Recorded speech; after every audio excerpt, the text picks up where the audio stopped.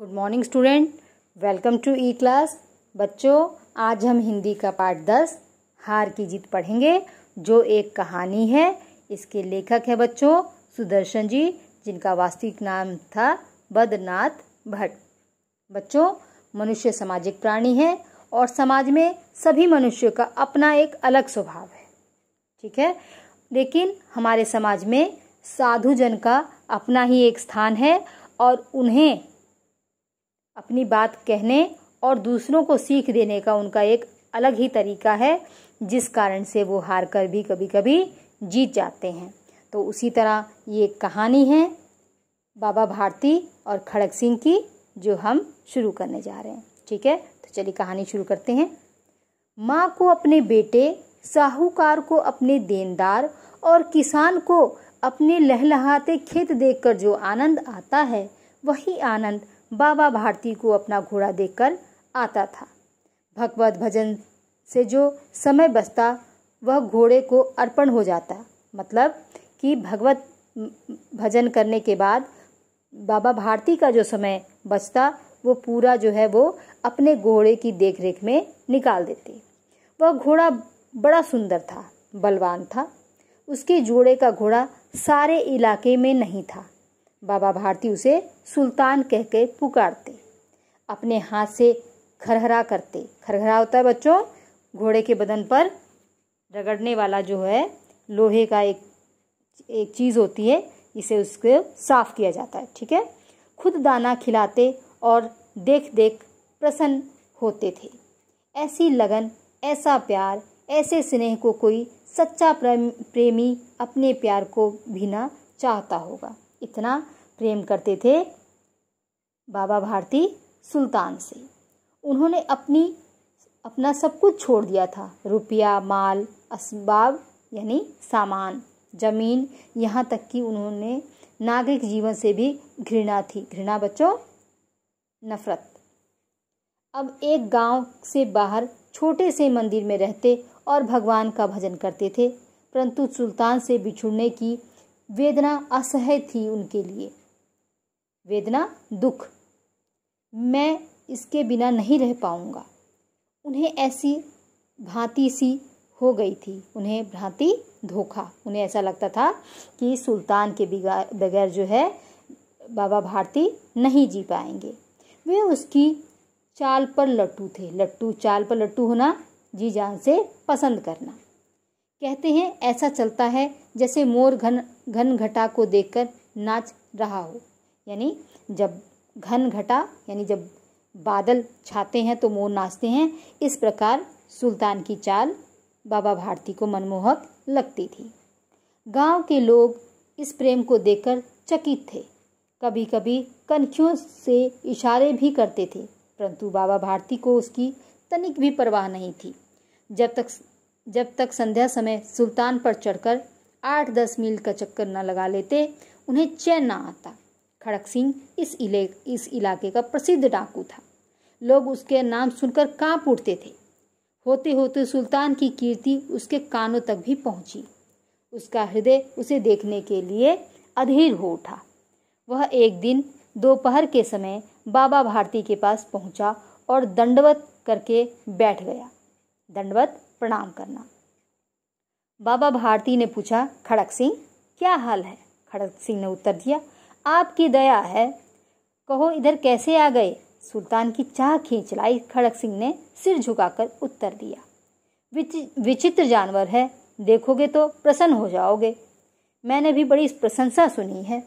उसकी चाल तुम्हारा मन मोह लेगी। मन मोह लेना, मन को लुभा लेना या आकर्षित कर देना। कहते हैं देखने में भी बड़ा सुंदर है। क्या कहना, जो उसे एक बार देख लेता है उसके हृदय पर उसकी छवि अंकित हो जाती है।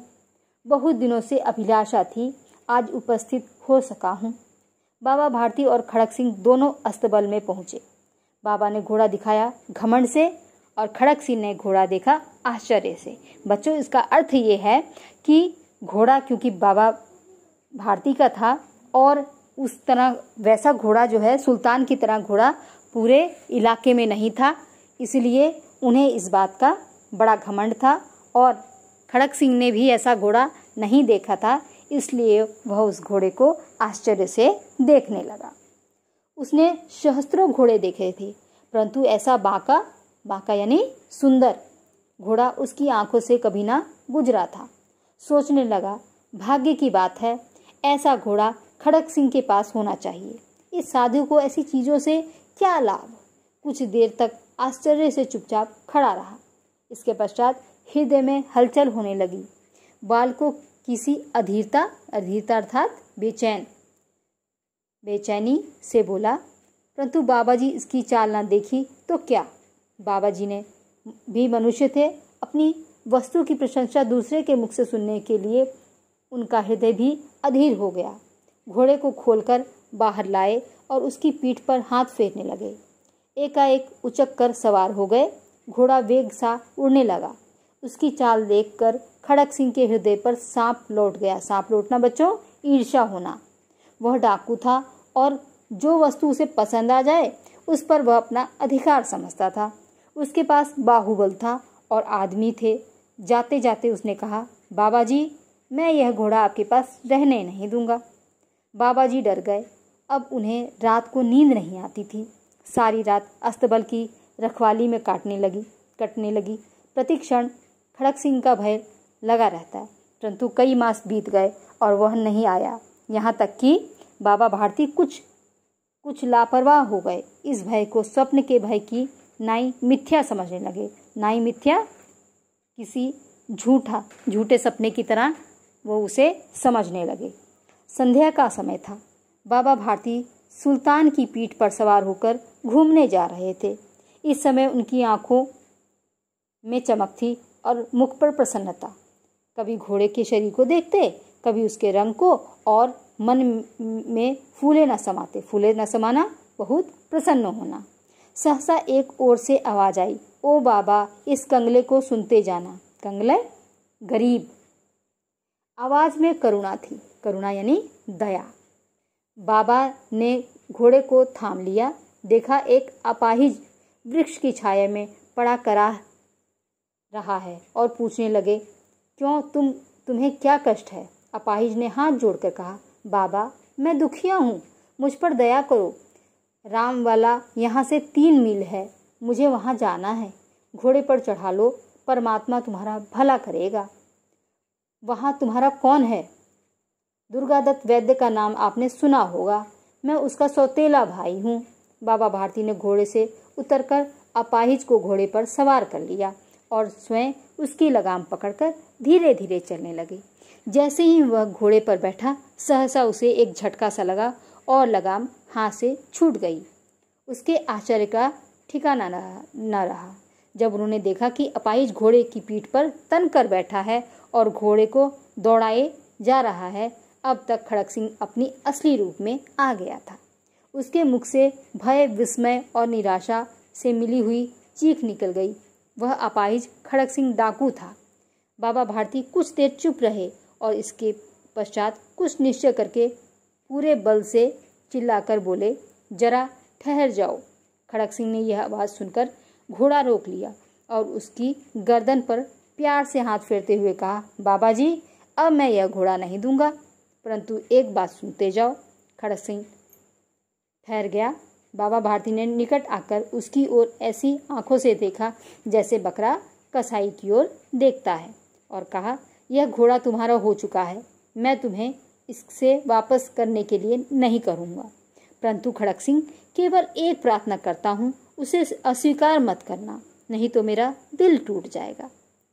बाबा जी आज्ञा दीजिए, मैं आपका दास हूँ, केवल यह घोड़ा नहीं दूंगा। अब घोड़े का नाम मत लो, मैं तुमसे इसके विषय में कुछ नहीं कहूँगा। मेरी प्रार्थना केवल यह है कि इस घटना को किसी के सामने प्रकट मत करना। खड़क सिंह का मुख आश्चर्य से खुला रह गया। उसका विचार था कि मुझे इस घोड़े को लेकर यहाँ से भागना पड़ेगा, परंतु बाबा भारती ने स्वयं उससे कहा कि इस घटना को किसी के सामने प्रकट मत करना, इससे क्या प्रयोजन सिद्ध हो सकता है। खड़क सिंह ने बहुत सोचा, परंतु कुछ समझ ना सका। हारकर उसने अपनी आंखें बाबा भारती के मुख पर गड़ा ली और पूछा, बाबा जी इसमें आपको क्या डर है।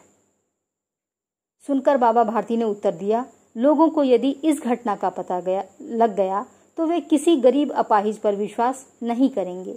यह कहते कहते उन्होंने सुल्तान की ओर से इस तरह मुंह मोड़ लिया जैसे उनका उनसे कभी संबंध ही नहीं रहा हो। बाबा भारती चले गए, परंतु उनके शब्द खड़क सिंह के कानों में उसी प्रकार गूंज रहे थे। सोचता था कैसे ऊंचे विचार हैं, कैसे पवित्र भाव हैं। उन्हें इस घोड़े से प्रेम था। इसे देखकर उसका मुंह फूल की नाई खिल जाता था। कहते थे इसके बिना मैं नहीं रह सकूंगा। इसकी रखवाली में वे कई रात सोए नहीं, भगवत भक्ति न कर रखवाली करते रहे, परंतु आज उनके मुख पर दुख की रेखा तक न दिख पड़ती थी। उन्हें केवल यह ध्यान था कि कहीं लोग गरीबों पर विश्वास करना न छोड़ दे। उन्होंने अपनी निज की हानि को मनुष्यत्व की हानि पर न्यौछावर कर दिया। ऐसा मनुष्य मनुष्य नहीं देवता है। तो बच्चों देखिए, यहाँ तक कहानी में क्या हुआ है कि खड़क सिंह ने जो है बाबा भारती से घोड़ा ले लिया है, ठीक है, लेकिन ये कितनी बड़ी बात है कि बाबा भारती उसे ये कहते हैं कि ये बात मत बताना। क्यों? क्योंकि फिर कोई गरीब को देखकर मदद नहीं करेगा। वो यही सोचेगा कि जैसे बाबा भारती के साथ धोखा हुआ है उस तरह हमारे साथ भी धोखा हो सकता है। ठीक है, आगे पढ़ते हैं। रात्रि के अंधकार में खड़क सिंह बाबा भारती के मंदिर में पहुंचा। चारों ओर सन्नाटा था। आकाश में तारे टिमटिमा रहे थे। थोड़ी दूर पर गांव के कुत्ते भौंक रहे थे। मंदिर के अंदर कोई शब्द न सुनाई देता था। खड़क सिंह सुल्तान की बाग पकड़े हुए था। वह धीरे धीरे अस्तबल के फाटक तक पहुंचा। फाटक किसी वियोगी की आंखों की तरह खुला था। किसी समय बाबा भारती वहां स्वयं लाठी लेकर पहरा देते थे, परंतु आज उन्हें किसी चोरी, किसी डाके का भय नहीं था। क्यों नहीं था बच्चों? क्योंकि जो घोड़ा था वो तो जा चुका था, तो अब बाबा भारती किसकी पहरेदारी करें? खड़क सिंह ने आगे बढ़कर सुल्तान को उसके स्थान पर बांध दिया और बाहर निकलकर सावधानी से फाटक बंद कर दिया। इस समय उसकी आंखों में नेकी के आंसू थे। रात्रि का तीसरा पहर बीत चुका था। चौथा पहर आरंभ होते ही बाबा भारती ने अपनी कुटिया से बाहर निकल ठंडे जल से स्नान किया। उसके पश्चात इस प्रकार जैसे कोई स्वप्न में चल रहा हो, उनके पांव अस्तबल की ओर बढ़ गए। क्यों बढ़ गए बच्चों? क्योंकि उन्हें आदत थी, ठीक है, वो नहाने के बाद सुल्तान के पास जाते थे उसे घास चारा खिलाने के लिए। परंतु फाटक पर पहुंचकर उन्हें अपनी भूल प्रतीत हुई। साथ ही घोर निराशा ने पाँव को मन का भारी बना दिया। मन का भारी यानी बहुत भारी बना दिया। उन्हें पैर आगे बढ़ाने में कष्ट हो रहा था। वे वहीं रुक गए। घोड़े ने अपने स्वामी की पाँव के चाप को पहचान लिया और जोर से हिनहिनाया। बाबा भारती आश्चर्य और प्रसन्नता से दौड़ते हुए अस्तबल के अंदर गए और अपने प्यारे घोड़े के गले से लिपटकर इस प्रकार रोने लगे मानो कोई पिता बहुत दिन बाद अपने बिछड़े हुए पुत्र से मिल रहा हो। बार बार उसकी पीठ पर हाथ फेरते, बार बार उसके मुंह पर थपकियां देते। फिर वे संतोष से बोले, अब कोई गरीबों की सहायता से मुंह नहीं मोड़ेगा।